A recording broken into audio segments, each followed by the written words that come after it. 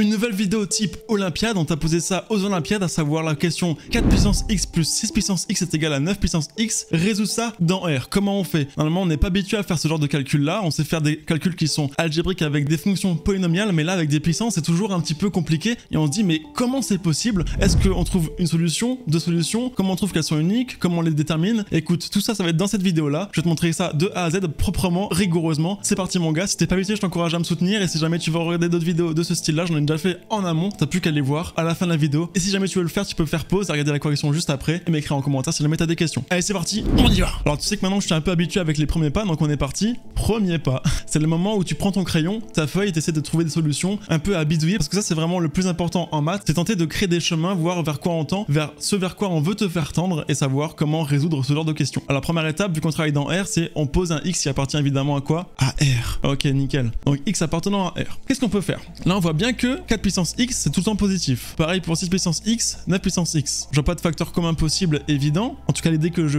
me pose c'est que je connais les propriétés par rapport aux fractions et donc faire apparaître des fractions ça peut être intéressant. À savoir ici que là, je peux par exemple tout diviser par 4 puissance x. Donc divisons chaque membre de l'égalité par 4 puissance x. Et comme dit, cela est possible pourquoi? Parce que 4 puissance x pour n'importe quel réel sera toujours positif, donc non nul. Nickel. Alors on reprend l'équation. Donc 4 puissance x plus 6 puissance x c'est égal à quoi? À 9 puissance x. Ok. Divisons tout par 4 puissance x. Donc j'ai donc 4 puissance x divisé par 4 puissance x plus 6 puissance x divisé par 4 puissance x est égal à quoi? 9 puissance x divisé par 4 puissance x. Ok, là déjà le b à bas, on sait très bien qu'en mathématiques, quand on a du a divisé par du a, ça fait quoi? Ça fait tout le temps 1, à partir du moment que a est non nul. Donc là, on a bien que 4 puissance x est non nul, ça veut donc dire que je peux faire ce que je viens de dire. Donc c'est égal à 1. Je sais aussi quoi? Que si jamais j'ai du a puissance x divisé par du b puissance x, ça donne quoi ça? Ça donne a divisé par b puissance x dès lors que b est non nul. T'es d'accord avec moi? Bah nickel. C'est pour ça que j'ai utilisé ce genre de problème là. Donc on va utiliser ça pour résoudre notre problème. Donc là, 6 divisé par 4 puissance x, c'est la même chose que 6 puissance x divisé par 4 puissance x, d'accord? Je vais faire pareil de l'autre côté.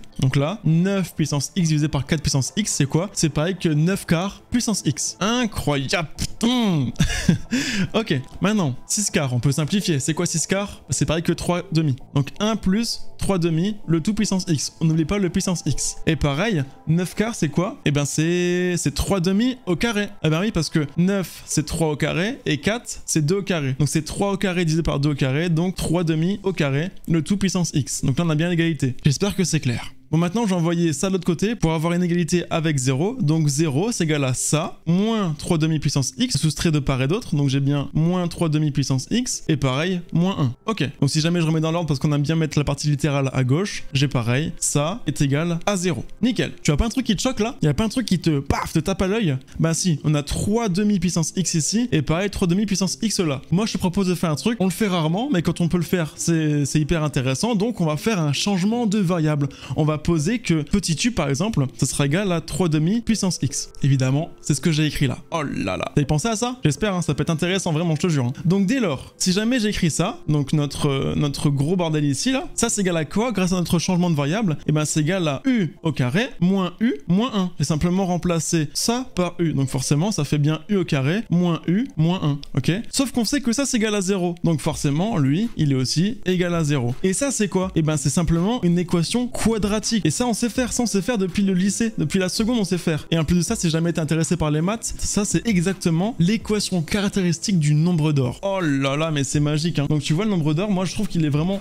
partout et il pop vraiment à n'importe quel moment. Je trouve que c'est vraiment une folie. Bon, en tout cas, c'est une aparté. Passons à la suite mon gourmand. Mais juste avant, pour m'encourager dans mon travail et dans la production de vidéos, mets un like, abonne-toi, partage, mets la cloche, ça m'encourage vraiment et ça me met en avant aussi dans l'algorithme. Si t'as des questions, écris ça en commentaire et tu peux aussi récupérer ce PDF là en description grâce à mon Discord qui est aussi disponible en description et qui va pop ici juste en haut en note, tu vois. Oh là là, c'est magique hein. Et en plus là-bas sur Discord, t'as aussi d'autres ressources, d'autres personnes qui sont aussi confrontées à ces mêmes problèmes là. Donc t'as aussi des profs et des élèves, on s'entraide, on est là pour tous glow up, ok? Et enfin, j'ai aussi fait une méthode, la méthode Tryhard pour t'organiser qui est aussi disponible en note en haut et en description et qui va aussi être disponible sur mon Discord. Allez, c'est parti, on passe à la suite. Et le rituel, c'est quoi?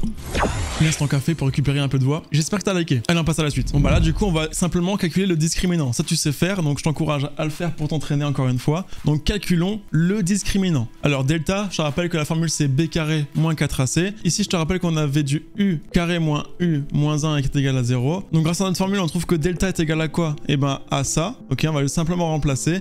Et on trouve donc 1 plus 4 qui est égal à 5. 5 est donc positif. Donc on sait d'après notre cours que quoi? Quand delta est positif, on a donc deux solutions qui sont réelles. Alors c'est parti. L'équation admet donc deux solutions réelles. À savoir U1 qui est égal à quoi? À moins B moins racine de delta sur 2A. Et l'autre, c'est moins B plus racine de delta sur 2A. On traite déjà le cas négatif. Donc le cas avec le moins. Donc moins 1 moins racine de 5 sur 2 fois 1. C'est quoi ça? C'est 1 moins racine de 5 sur 2. Ok. Et la deuxième, là on va simplement mettre un plus finalement. Et ben c'est moins 1 plus racine de 5 sur 2 fois 1 qui est égal à quoi? Qui est égal à 1 plus racine de 5 sur 2. Pour ceux qui sont fans de maths, ça c'est quoi? C'est le nombre d'or. D'accord? Incroyable, c'est égal à phi. Bref, sauf que là on va prendre un peu de recul, on se rappelle que quoi? Et ben que U, c'est égal, je te rappelle, à 3 demi puissance x. Donc, d'après notre changement de variable, U1, c'est 3 demi x1 qui est égal à ça, et U2, c'est quoi? C'est 3 demi x2 qui est égal à ça. Sauf que, est-ce que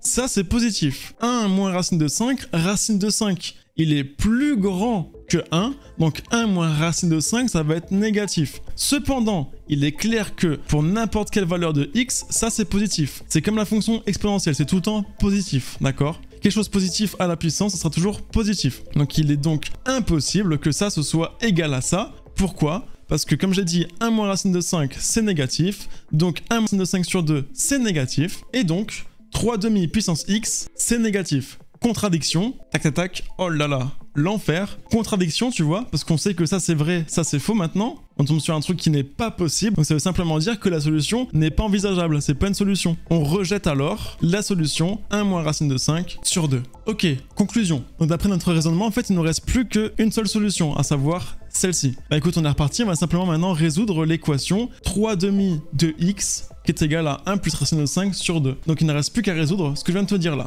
Alors on est parti, on y va. Le réflexe à avoir quand tu as un exposant ici, c'est d'appliquer le logarithme népérien. Ici c'est bien positif, on peut bien l'appliquer. Donc ça c'est égal à ln de 3 demi puissance x indice 2 qui est égal à ln de 1 plus racine de 5 sur 2. Ok, maintenant le réflexe aussi à savoir, parce que je te rappelle que ln de a puissance b, c'est pareil que b de ln de a. Je vais simplement descendre le x indice 2 ici. Ok, donc on est parti. Donc c'est x2 fois ln de 3 demi qui est égal à ln de 1 plus racine de 5 sur 2. ln de 3 demi, je peux l'envoyer de l'autre côté. Je vais diviser de part et d'autre par ln de 3 demi, ce qui fait que je vais donc isoler x2, à savoir que x2 est égal à ln de 1 plus racine de 5 demi divisé par ln de 3 demi. Ok, et si jamais j'écris ça sur la calculatrice, ça donne quoi? Environ 1,18681,4. Incroyable, on a fini l'exercice. Donc finalement, l'équation, donc on reprend l'exercice de base, hein, l'équation là, hein, ce qu'on avait dit depuis le début, elle admet quoi? Eh ben elle admet une unique solution dans R entier, d'accord? À savoir quoi?